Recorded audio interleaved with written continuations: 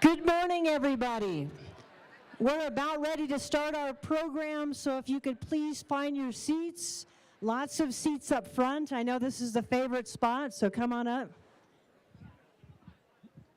We'll start in about 1 minute. If everybody could find their seats, please.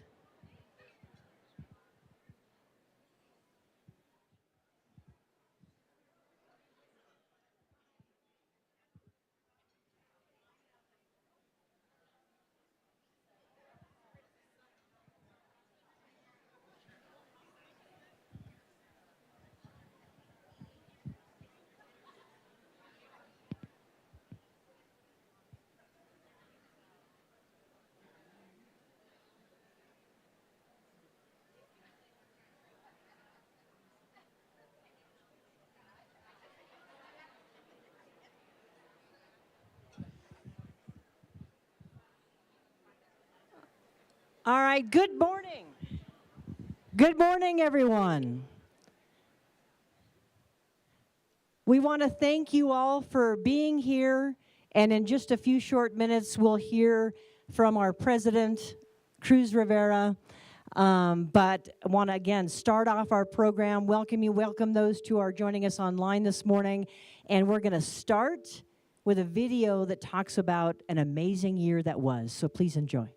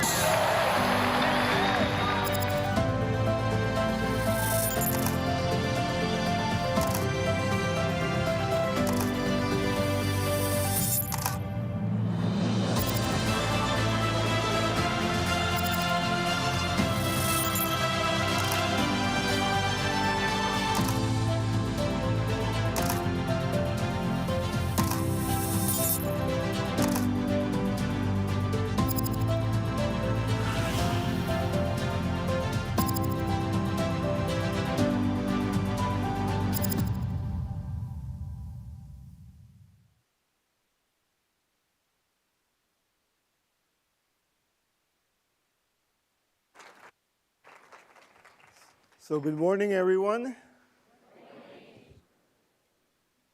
Welcome to our first inaugural convocation at the beginning of the academic year 2022-23. It's really hard to believe that we're already about to start the second year of our 17th presidency. And as I was thinking about this event, it started out as an idea of doing some form of a formal new tradition where I would stand behind the podium and read some very inspiring and rhetorical words about the year that was and the year that will be.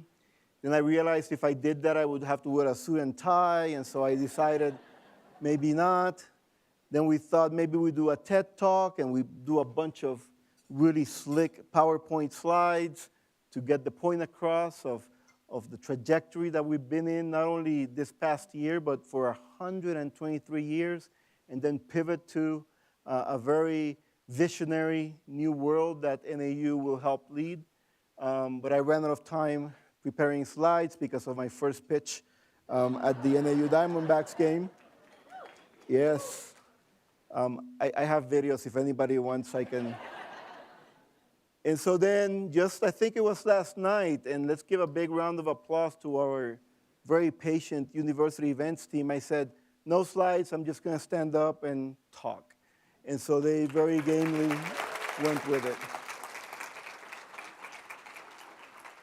So I think as time goes by, the format of this convocation at the beginning of an academic year may change, but the objective will stay the same, which is really a reflection on the year that was, a celebration, if you will, of the year that was, and a discussion and I would say a joint conversation about the aspirations that we have for the year that will be.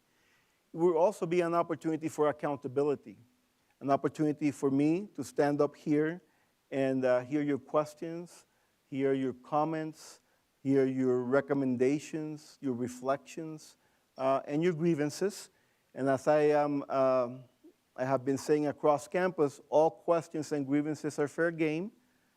I just ask that you do not ask about parking. It's the only place. I'm kidding. We have answers for parking too, but that's the role of this event. And in reality, it's just an extension of what we have been doing in the past. I remember in my first year, last year, I was privileged to go with Provost Pugliese from college to college, do a 10-minute set of remarks, and then open it up for questions and answers. And today, that's kind of what we will be doing, but all together in one single venue. I think that, in a sense, if it wasn't because of the need to really reflect on the past and discuss the future as an opportunity to really shape the next chapter for NAU, after that video, I could just say the state of our university is strong. Our university community is engaged and mobilized, and our future is bold and boundless. Drop a mic if I had one, and let's enjoy our refreshments. But we need to talk. We need to really spend a few minutes reflecting on the past and the future, and as I said earlier, open it up for discussion. So I want to start by thanking the faculty, the staff, the students, the alumni, our friends, who during this past year have very generously given of themselves, have embraced a certain curiosity about change, about what a new NAU could look like, and really been very supportive as we've tried to create the conditions to get to that new place because of all of the high stakes that are associated with us not getting there. And so I want to thank the faculty, staff, students, and alumni, but I also want you all to join me in not only giving yourselves a round of applause, but also recognizing the world-class, talented executive team that together we have been able to recruit and maintain here at NAU. Without our vice presidents and senior vice presidents, a lot of the work that we do would not get the traction that it has. So a big round of applause to everyone, please.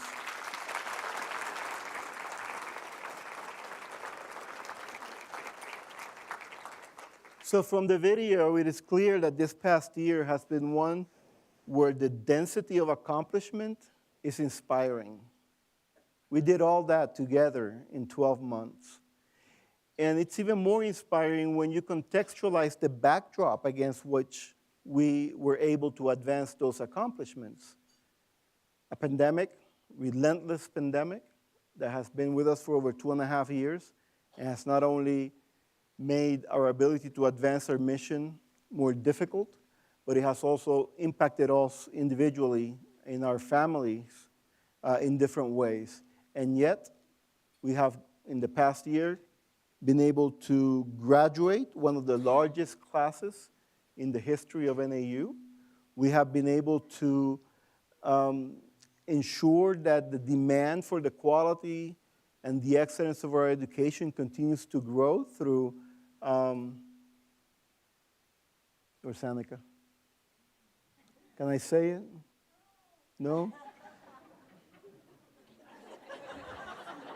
Through the potential, remote potential that maybe, just maybe, we will be able to have one of the largest classes, entering classes in the fall. Maybe.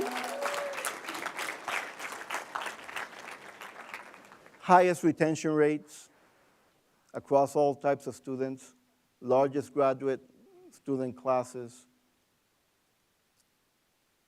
We're trending in the right direction. And we've done all that against those very difficult, that very difficult strategic context.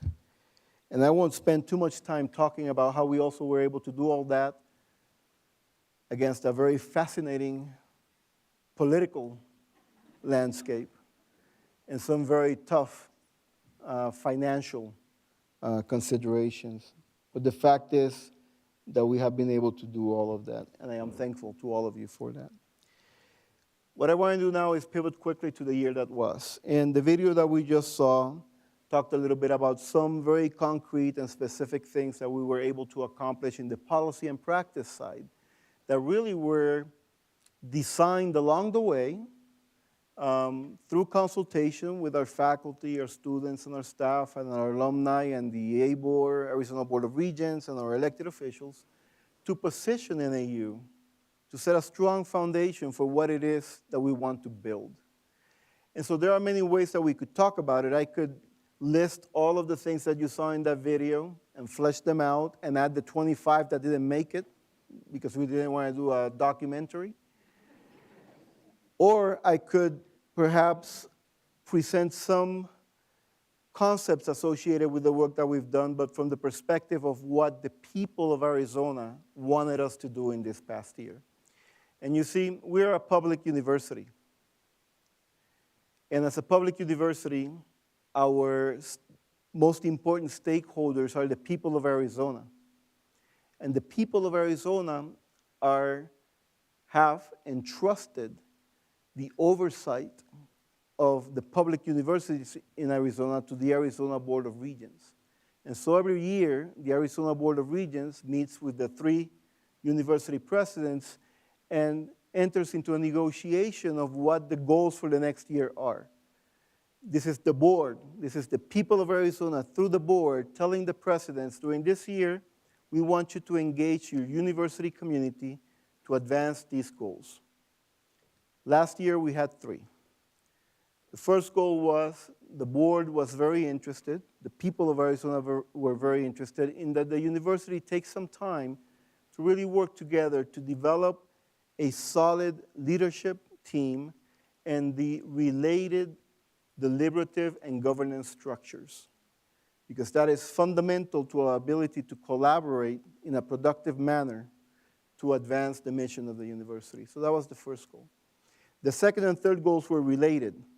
One was the development of a strategic plan or a strategic roadmap that would outline the priorities for the next several years for the university, so that then once we had that, once we had the consensus of the university that that's what we want to do, we could then flesh that out into specific actions, the resources that are needed to drive those actions, and how do we pace the work over time, because we can't do everything at once. And so that was NAU 2025, Elevating Excellence, our strategic roadmap. And one of the main themes of that roadmap was that it needed to differentiate NAU from U of A and ASU.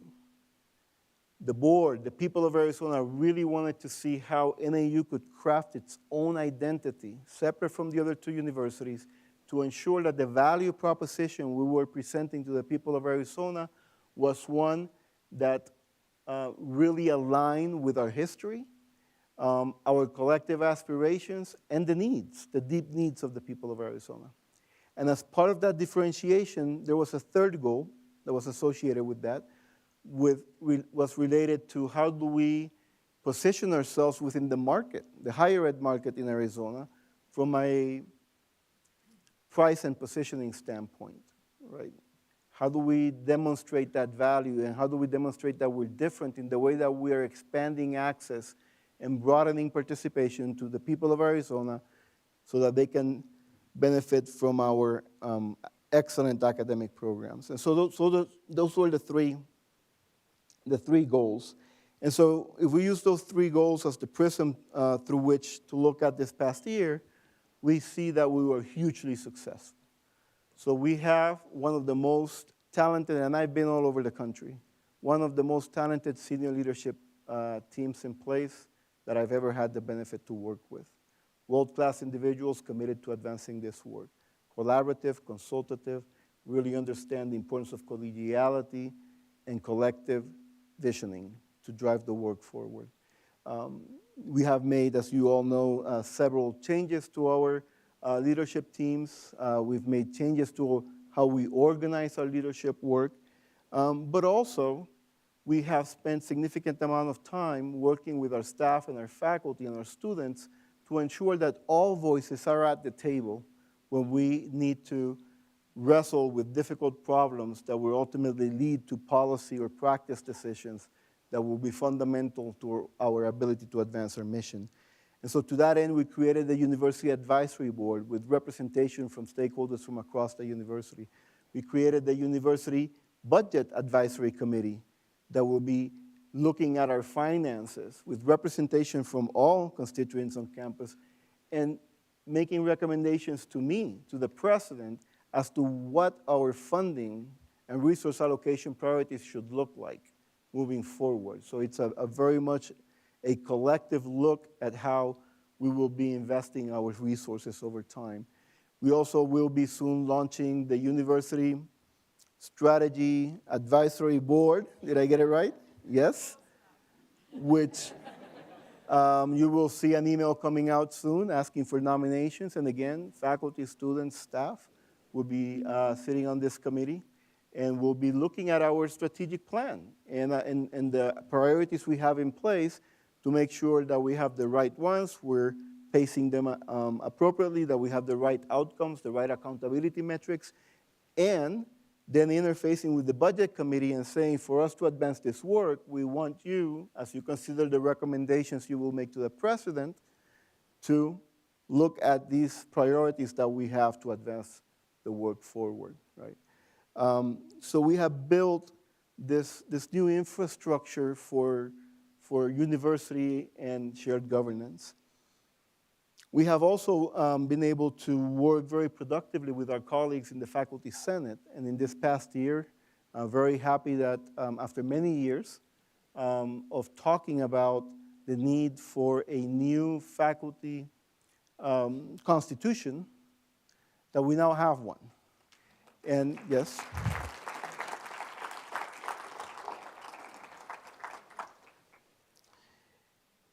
And so we have those elements. Now we're moving, this year, we will be moving towards the bylaws of the Faculty Senate, which is another important document that will memorialize how we are collectively agreeing to advance shared and university governance moving forward. On the strategic roadmap and differentiation front, as you all know, we spent over 8 months, very intense 8 months, working on a strategic roadmap. We started with an idea that we wanted to be a national leader in delivering equitable value to our students and the communities they represent. And that was really important to have sort of that gold standard or North Star to begin with, because it showed a willingness of this university to address head-on one of the biggest attacks on higher education across the country, which is the questioning of the value of higher ed. Is college even worth it? Is something that we're hearing over and over and over again. And that rhetoric has several issues that affect our work. One is, clearly, that it dissuades people from coming to college because they think that perhaps it's not accessible, affordable, or will provide a return on investment for them in the future. But it also has the effect of weakening our standing within the community, and thus allowing for external interests to try to influence what we can and can't teach, who we can and can't serve, and how we can or not do our work. And so in saying that this university was going to drive towards a strategic roadmap that saw as an imperative the need to deliver equitable post-secondary value to the students and communities they represent, it was a very courageous statement that we made about our future. And after 8 months and several forums and some controversies and over 10,000 points of input, the folks that served on our working groups for that process were able to deliver on what the board wanted us to do, which was a very clear, succinct plan that would drive our work over the next 3 years, that would differentiate us from U of A and ASU. And what came out is a very readable strategic roadmap for the next 3 years, not the next 10. So when you do something for 10 years out, accountability goes out the window, right? We were holding ourselves to doing certain things in 3 years. We ended up with a document that has a new charter. NAU has a new vision, a new mission, and a new values proposition. We ended up with a document that has identified 7 strategic priority areas and 29 components of specific work that we think we need to do over the next 3 years to advance those priorities.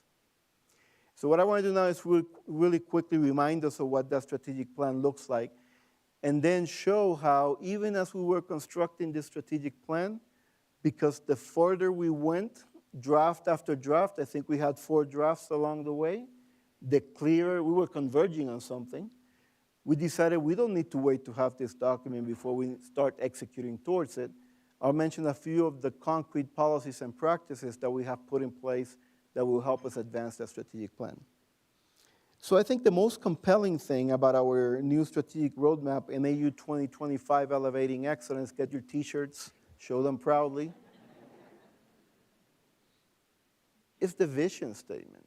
And I'm going to break it down because sometimes they look dense and people look at them and, cynicism runs rampant in higher ed. It's like, mom and apple pie, who's going to be against that? But let's break it down. The vision statement says that NAU seeks to be the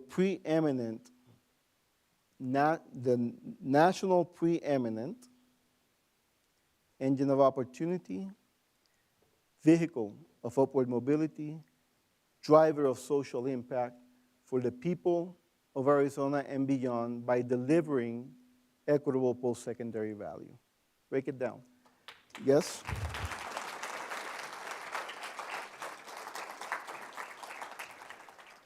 You want to be the national preeminent, ... national preeminent. Not a nationally preeminent, but the national preeminent.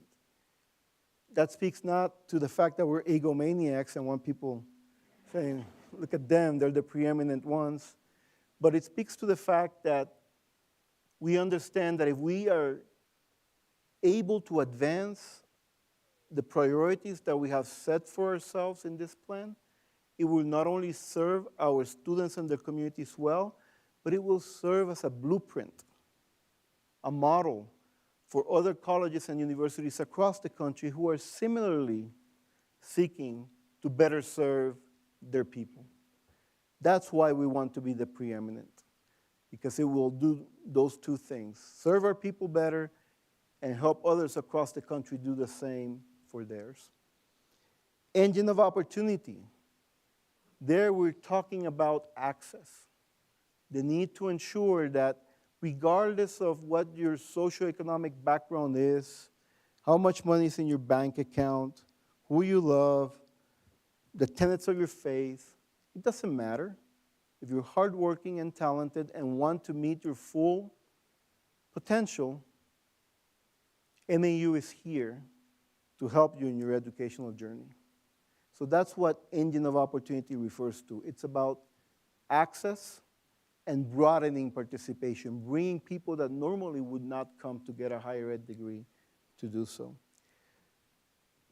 Preeminent Engine of Opportunity, Vehicle of Upward Mobility speaks to that value, that if you entrust your educational journey to NAU, you should trust that we will do everything in our power to ensure that you graduate and that you have good post-college outcomes. Not just from the perspective of earning family-sustaining wages and having promising careers, but also from the perspective of being able to live happy and productive lives where you're civically engaged and where you're helping drive the next part of our vision statement, social impact. Because through the work that you will do, backed by the education you received at NAU, you will be a driver of social impact, social change, and in so doing, be an agent of bettering our democracy. So, Engine of Opportunity, Vehicle of Upward Mobility, Driver of Social Impact, and I should say also that when we talk about Driver of Social Impact, it's not just about what our students will do once they're back out in the world, but also about how our educational process as a byproduct has significant impacts on our society. What we do in our labs, what we do in the field, right? The way we spend our volunteering hours, all of those things as part of an organization drive social impact. The way we interact with parents and communities across the country, in the state and the country, are as important as what we do to graduate our students. I don't need to go through many examples, but just reflecting on a recent meeting in which I was participating, the advisory board for the Southwestern Health Equities Research Center is an example of that, right? So they are working on a very important mission to eradicate health disparities across specific populations in our state, and in so doing, they're engaging students who are being educated in that work and who, once they do graduate, will be inclined to continue to help in that work, and that's how we drive social impact. And so we're doing the Engine of Opportunity, Vehicle of Upward Mobilities, Driver of Social Impact, and we're all going to be doing this through the delivery of equitable post-secondary value. What does that even mean? It means that the equitable part means that once we take a student in, if we admit them, first do no harm. If we admit them, we will do everything in our power to ensure that they have the resources they need, the differentiated resources they need to succeed. They entrusted us, we're making a bet on them, and together we need to make sure that the conditions are there for them to meet their full potential. So the vision statement in our strategic plan is particularly compelling, timely, and in fact, just 2 weeks ago, I was in Washington, D.C. at a convening hosted by the Secretary of Education, where the Secretary was unveiling in front of 50 college presidents the new vision for higher ed in America. And as he was stating his vision, I'm thinking, you just took ours.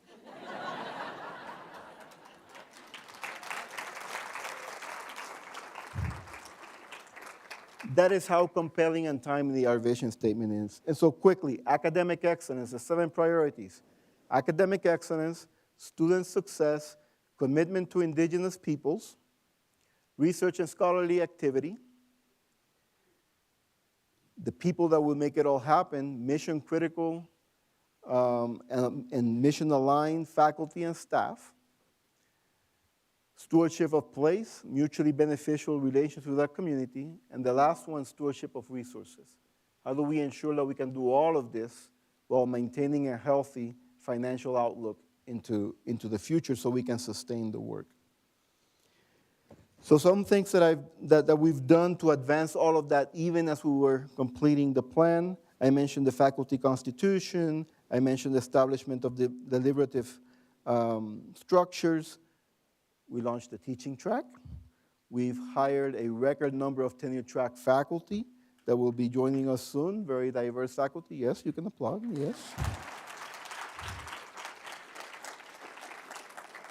There was this tension about not investing enough in something that is fundamental to the identity of this university, which is the teacher-scholar model.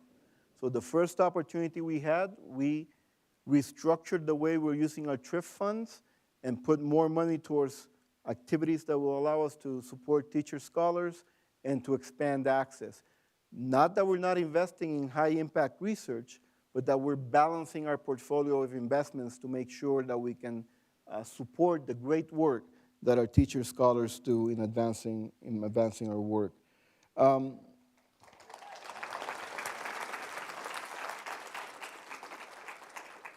Compensation is an issue. Recruitment, retention, professional development for our faculty and staff is an issue, and it's going to be one of the top priorities, operational priorities for this coming year.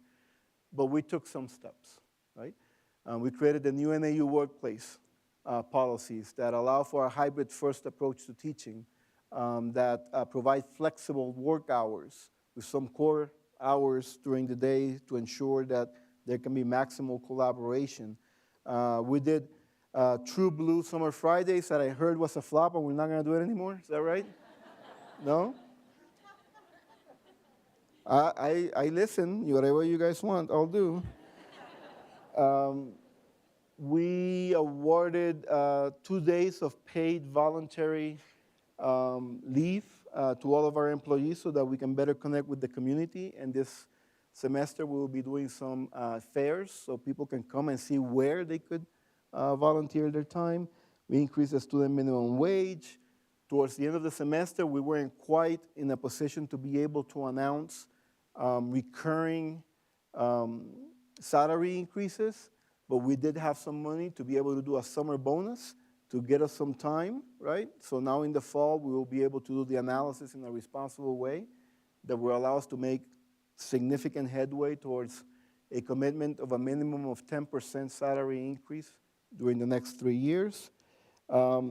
We were able to secure $30 million to advance the work of the strategic plan from the Arizona Board of Regents and the NAU Foundation. This year was a very effective one. Our government affairs team was able to generate significant one-time, not recurring dollars, but nevertheless, significant funding to advance many of our priorities through legislative allocations. Of course, you saw it in the video. Our NAU Foundation had its record, 123-year history, record fundraising year that will go a long way towards ensuring that we have the resources to better support our students. We launched the master plan. We elevated our national profile this year in ways that it will be very beneficial moving forward.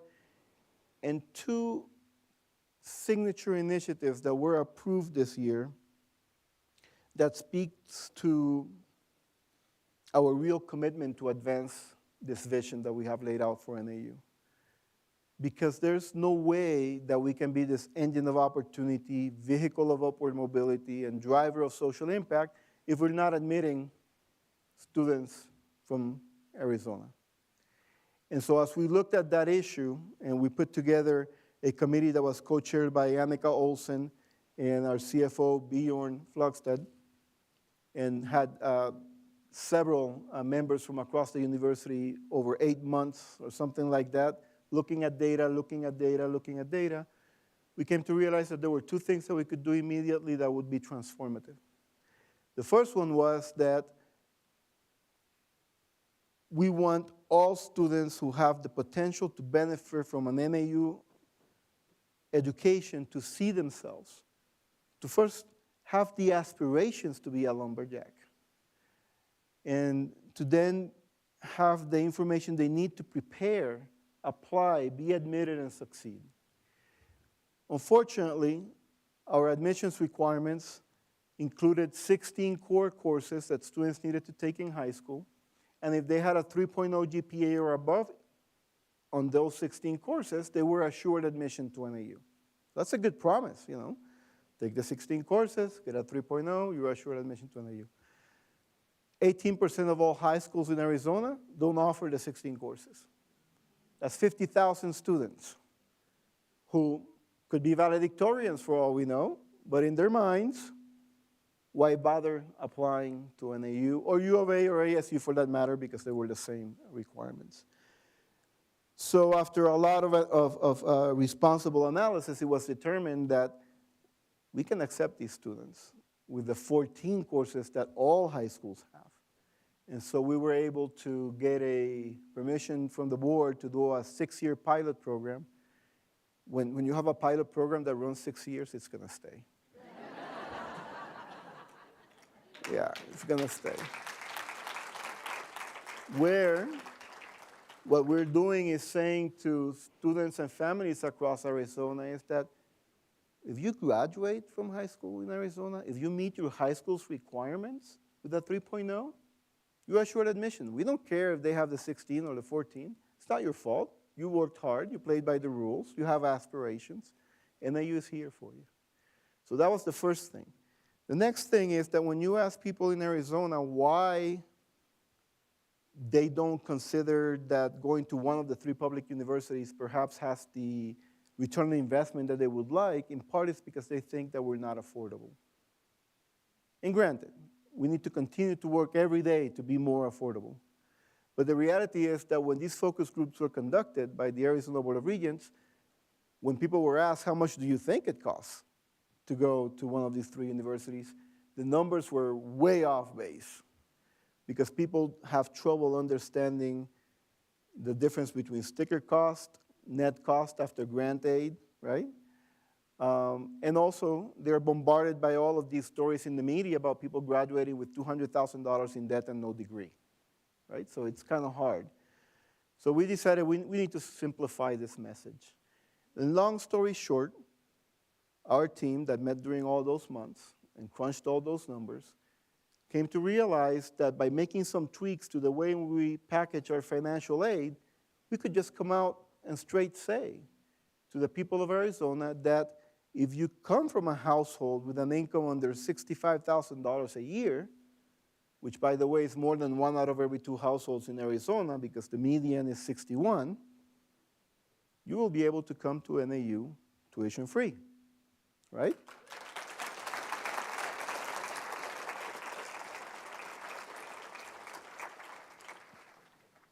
And so now, this is the beauty of it. Look at how we have together been able to simplify this message and how it aligns with our engine of opportunity and vehicle of upward mobility rhetoric, right? So it's not just rhetoric, it's action. We're saying, if you go to a school a high school in Arizona and you graduate with a 3.0 GPA, you're assured admission, and if you come from a household with an income under $65,000, it's tuition free. That is clear. We're not saying trust us, submit your application, fill out your FAFSA, wait 2 months until you get your letter, and you'll see that we're telling you the truth. No, just know it. You can now aspire, focus on preparing, and we'll be here for you. And so that's, I think, the admissions pilot and the A2E, Access to Excellence Scholarship Initiative, I think embody the spirit of what we're trying to accomplish here. And for the first year, I see that as setting the foundation. You start with access and affordability. Now as we pivot to year 2, we're looking at our academic programs, we're looking at our support services, we're looking at how do we position our students for post-college outcomes. And that's where I'll go now, to the year that will be. There are 3 buckets of work that we will be doing.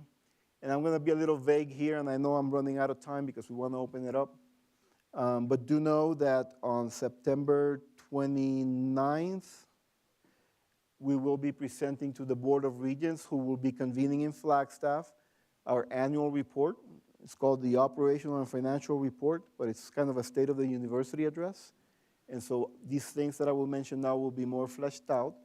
And then on September 30th, those of you that are so inclined and have the time, will be able to join us at the installation ceremony, where I guess you have to be president for a year. You want to make sure there's no virus remorse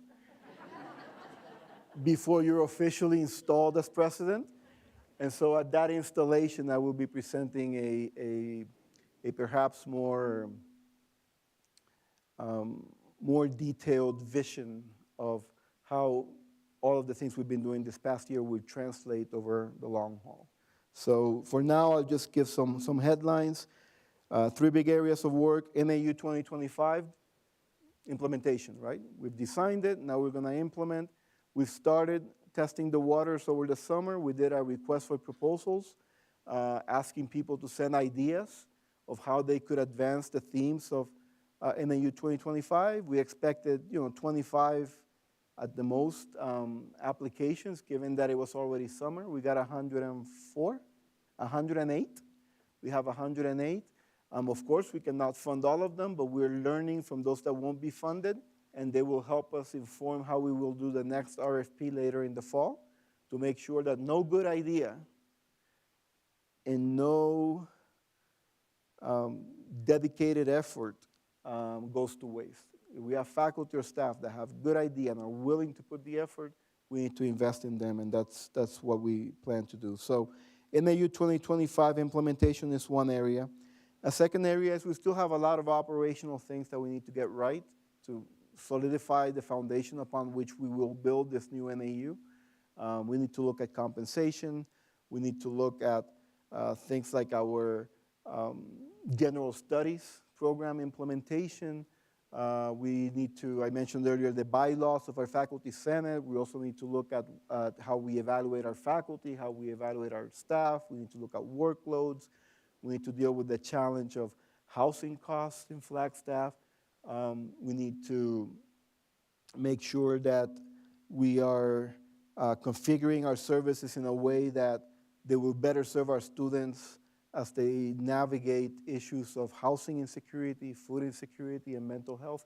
So there's a lot. We did a retreat recently with the senior leadership team, and we asked each vice president to put on a list the 3 main operational issues that they have. So that's, like 60-some issues. And we will be sharing those out in due time. But there will be a lot of that work. There will be foundation setting still. And then finally, I started talking about framing my comments on the year that was through the prism of the 3 goals that the board, as the representatives of the people of Arizona, had given us. I can foreshadow, they have not been finalized, what the 3 goals for the next year will be. Because these are broad goals that will, they're somewhat interlinked, but they are cross-divisional in nature. So faculty, staff, students, alumni will be helping us drive them. We will be spending a lot of time this year on really mapping out what the new NAU looks like, what the new NAU system looks like. Because right now we're a university in Flagstaff with 20 sites across the state. One of them is a branch campus officially, Yuma. But as we look at the needs of the state, we really have to look at that footprint. Are we in the right places? Do we have the right programs at those places? Would it make more sense to build a new campus? NAU Phoenix, NAU Tucson, right? They sound good, right? Yeah. That will not only provide the programs to the students that we're trying to serve, but also provide them the full collegiate experience that they deserve. Those are questions that we'll be looking at. How do we connect with the community colleges, with the K-12 system? Do we do early college high schools? How does our recently announced Child Development Center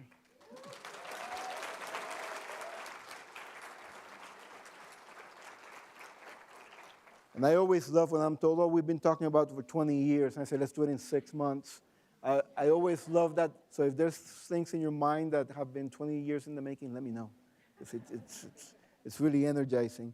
How do we take that Child Development Center responsibly and over time and scale it up to not only meet the needs of our students, our faculty and staff, but also of the city employees, of the county employees, And then through the learning that we do there, we take it on the road, and we own child development care centers in Arizona, right? So that's the new NAU system. Related to that is our online presence, right? We have a very well-regarded online program at NAU. We were early innovators and leaders in this area. As you all know, the landscape has shifted, and now we have significant competition, not only from ASU and U of A, but from others across the nation. So how do we optimize our offerings in a way that will differentiate us in the marketplace and will actually serve not only to expand access to quality programs, but also diversify our revenue streams through perhaps some of the very effective programs we have recently put in place in partnership with corporations that have said Dignity Health says we want an MBA that's focused for the healthcare sector. And our Frankie School of Business works on that, develops it, and it's a huge success. And now we're seeing more of those types of programs being requested of NAU. So with no preconceptions, we will go into this year looking at where is our space, what's our lane at NAU in online programming. And finally, if we're really going to scale our impact across the state of Arizona, we have to leverage more our statewide sites and these new campuses we may want to build someday. There's kind of like an upper bound as to how much we can grow in Flagstaff before they kick us out.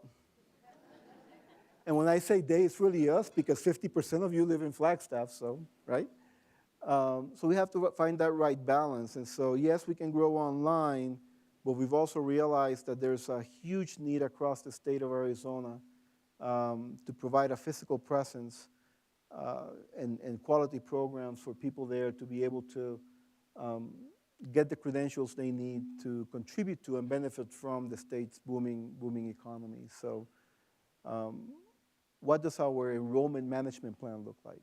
That's going to be a big third effort for us. Where do we grow? How do we grow? The program mix. We all know that the program mix has a direct impact on our financials. And so how do we make sure that we're all going in the same direction as we're looking at the right balance between international, out-of-state, in-state students? That will be the third bucket. So the new NAU system, online programming, differentiated and complementary, and a strategic enrollment plan, management plan will be big bucket areas. And more on that as the semester starts. I'm looking forward to once again start sending you those 1,200-word emails every week, and you will see all the details there. So that's the year that was, the year that will be. What's the imperative? Why is this so important so quickly? I mentioned earlier that the value of higher ed is under attack. And unless we're able to shift the narrative through our actions and demonstrated success, it's just going to continue to erode our ability to do our work and to get the resources we need, public or private, to advance it. So that's one of the reasons that it is so important that we seek the advancement of NAU 2025 with a lot of urgency and vigor. The second is more local, Arizona. Many of you have heard me say this before. Arizona's economy is booming. It's among the fastest in the country in terms of growth. Every day we hear Intel is coming, TSMC is coming, electric vehicles are going to be manufactured, plants left and right, thousands of new jobs, paying high wages. They're being constantly announced. Now, most of those jobs, there's a lag between when they announce they're going to build this manufacturing plant and those jobs are actually available because it takes time. So we have like 2 or 3 years to organize ourselves to be the go-to place for all of these new companies to get very well-trained, critical thinkers, engaged citizens that can help them advance their work. So we know that for a fact. Fastest in the country in terms of economic growth. What's less talked about is that all of those jobs that are being promised, about 7 out of every 10 require a college degree. And what's seldomly acknowledged is the fact that we're among the fastest growing in the state, but we're near the bottom in educational attainment, the percentage of our people that have a post-secondary degree. And things don't seem to be getting much better, because if you're in the 9th grade today in Arizona, the likelihood of you having a bachelor's degree by the year 2030, 17%. 1 out of every 6. Put another way, 5 out of every 6 9th graders by the year 2030 will not have the college degree that will allow them to participate in the booming economy of their state. And that has huge implications, as you all know, because it means that all of those jobs are going to be filled. They're just not going to be filled with Arizonans, driving more inequality in our state, more polarization that we need less of. And so there's this moment in time that we have right now at NAU to be very proactive and intentional about filling that gap. Because it's kind of, if you think about it, it's kind of criminal just to go about doing your business the same old way and then seeing what we know will happen in 2 or 3 years happen because we didn't act. So that's another reason that it is imperative that we move in the direction that we're moving. And finally, of course, and this sounds a little, exaggerated, but the health of our democracy hangs on the balance. Of course, not just by what we do, but about what other higher ed institutions across the country do. Not just in terms of advancing their own institutional missions, but how those missions are aligned with the K-12 systems and the communities we serve, so that we can create graduates that have the critical thinking skills, that have the service sensibilities, the engagement with communities, the propensity to try to make the world a better place in the thick of things. Because if we do that and we put more people like that in the world, I'm sure that a lot of the concerns we have about the health of our democracy will be taken care of. So, the year that was, the year that will be, the imperative for the work, and the call to action is simple.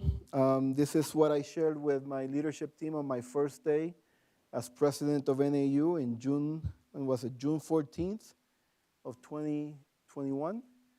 And my advice was to seize today as if it was your first day, with the same awe, enthusiasm, humility, excitement, and sense of possibility as you had your first day as a faculty, a staff, or a student of NAU. And that's going to be the same advice I give you next year, because there's no real time to be distracted from the hard, important work ahead. I feel so fortunate to have all of you on my team, so fortunate to be part of your team as we advance this important work. And with that, I just want to make sure that the world knows we're ready for this.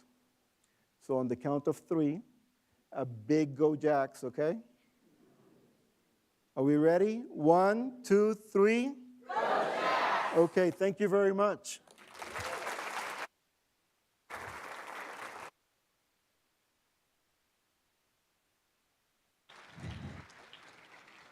What we'd like to do is now open it up to some questions before we wrap up our program.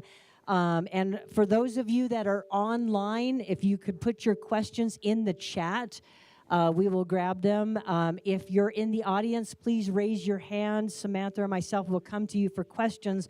But before we get to the questions or give you time to think of something, I want to read something that came into the chat during the president's presentation. And I think we all feel the same. They said, "This is true leadership. NAU is in good hands."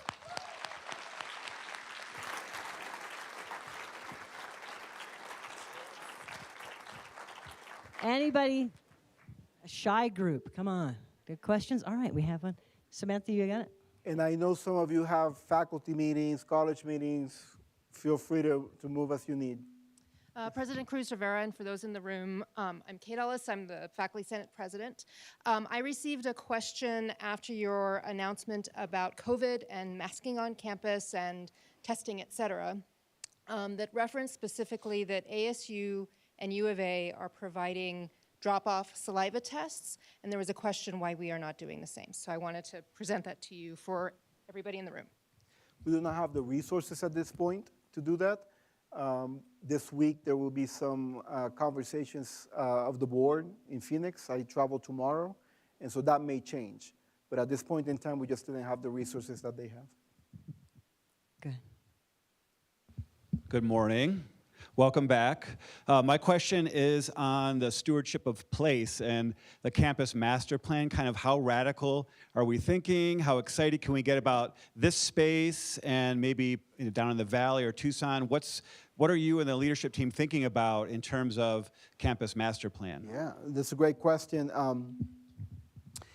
We want to think very innovative and out of the box and develop a master plan that is aligned with the realities that we're living, right? So, for example, we've moved towards more of a hybrid first workforce. So you can do the back of the envelope calculations and realize that we may not need as much administrative space as we currently have. So what do we do with that space? How do we reconfigure that space? We want to make sure that technology, that smart building technology, is widely available so that we have better control over things like our energy expenditures related to our buildings. We want to understand what the right balance between, for example, administrative, classroom, and lab space and residence halls for students should be. The demand for on-campus living is through the roof. It is an important ability that we have when we have our students in-house to provide them a full collegiate experience. And so we want to get a better sense of what that will look like. We want to look at resources that we have that may allow us to embark in the development of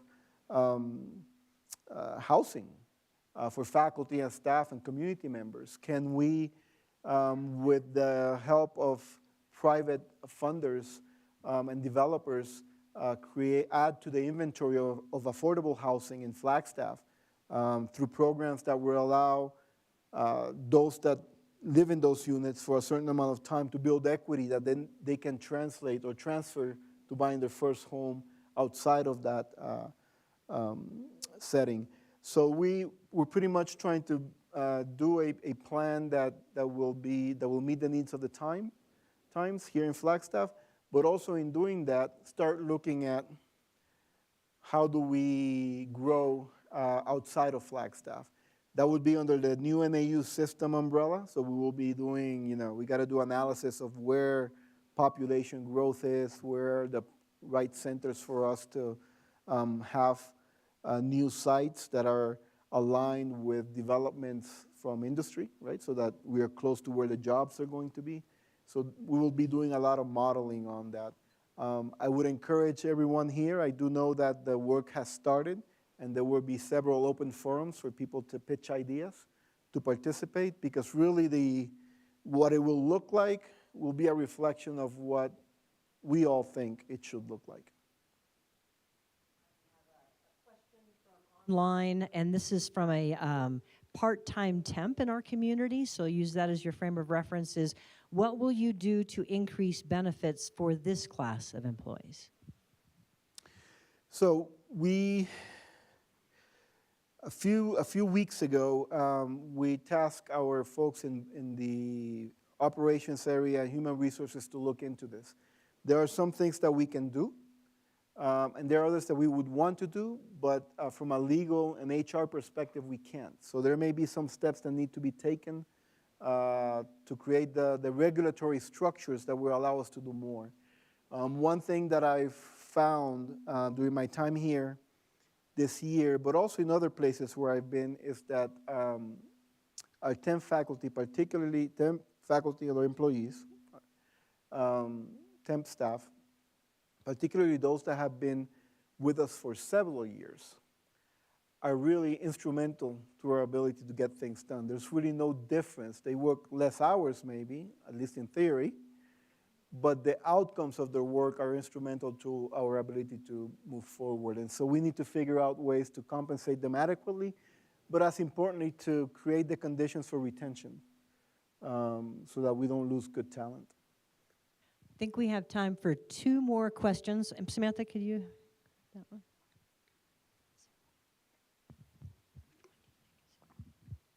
Good morning. I'm Diana Calvo. This is actually my first day, so your advice about, All first right. day encouragement is good.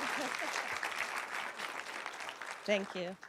So I have a question about, well, I have seen that NAU is very strong with tribal lands here in Arizona, and I find that amazing, and that's one of the big things at NAU. I'm Colombian, so I was wondering if there is any strategic planning to expand NAU even further than Arizona with tribal lands in South America or Africa or internationally. Thank you. So we are very much interested in expanding. We are focused right now, so we have 3 layers of focus. The first is the 22 tribal nations within Arizona, especially as it respects to providing access to students, the supports they need to move forward. Then, of course, we're looking nationally, and we have several programs in place that do excellent work in that area. For example, the Institute for Tribal Environmental Professionals, ITEP. And then the next one is how do we engage more broadly with the world through programs that will allow for a better understanding of how we go about doing things like indigenizing the curriculum. So those are 3 different stages of the work. This year now, as we develop an implementation plan for NAU 2025, one of the 7 priorities is a commitment to the indigenous peoples, and the components under that need to be fleshed out, and that's where we will be looking at how we would go about expanding beyond the U.S. More intentionally, and when and what would we be doing. So I would encourage you as we start the implementation phase to remain engaged, and welcome to NAU. And I have one last question from our online community, and that does, how does the carbon neutrality by 2030 pledge fit into any campus statewide plan? Yes, excellent question. So we declared a climate emergency a few weeks ago or months ago. I'm losing track of time. But as part of that, we committed to not only in our strategic plan saying we were committed to carbon neutrality, but after a lot of back and forth, we put the 2030 in there as the goal. And I will say a lot of back and forth because as I met with numerous groups across campus that are very passionate advocates for this and that are very knowledgeable, from the perspective of the technology and the science and the reasons we need to do this, one thing that was elusive was, okay, we can say that we're going to be carbon neutral by 2030, but where are the plans to get there? How do I know in 2025 that we're making progress, in 2027? And that was also a conversation that we were having against the backdrop of complaints, frankly, that many, many years ago, I don't know when, but many, many years ago, a commitment was made to be carbon neutral by 2020. But 2020 came and went, and we aren't. So I didn't want to be the president that in 2030 was going to be giving excuses. So the way we've structured is we are trying to create to bring together all of these groups on campus that touch the issue of sustainability in one way or another, bring them together under a common organizational structure. This is early, so it may change, but this is the current thinking, where we would have, for example, a chief sustainability officer that will be sort of the central person accountable for bringing all of these groups together and formulating a plan with timelines and specific actions. Of course, I would think that the next 2 or 3 years worth of actions would be fairly clear. The out years may be a little fuzzy, right? Because we don't know what budgets are going to look like. We don't know what new technologies there may be to offset our carbon footprint, et cetera. But I just want to make sure that we have this very clear plan that we can hold ourselves accountable to. So we've committed to the 2030. We're having the conversations about how to structure the work. And I'm hoping that sooner rather than later, we have a clear set of actions that we can start implementing to get there. It's a huge issue. We were talking earlier about the role of colleges and universities demonstrating their value. and helping address the issues, the grand challenges of our time. This is clearly one of them. And it's kind of like if Flagstaff doesn't do it, can we really trust anybody else will, right? NAU and Flagstaff, given who we serve, where we are, and the distinctive excellence that we have in all of these fields. We have a moral responsibility. And so we will be announcing more concrete plans as they become available. I kept you way beyond the time. I do hope that you were able to eat a little bit of breakfast. It's going to be a very exciting year. The most exciting thing that will happen, not the most exciting all year, but let's say in the next 3 weeks, September 1st, in Tempe, Arizona, the Lumberjacks will beat the Sun Devils.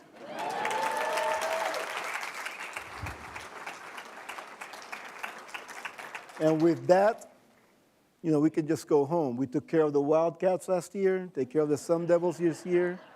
The rest is a piece of cake. Thank you very much. Have a great academic year. Thank you.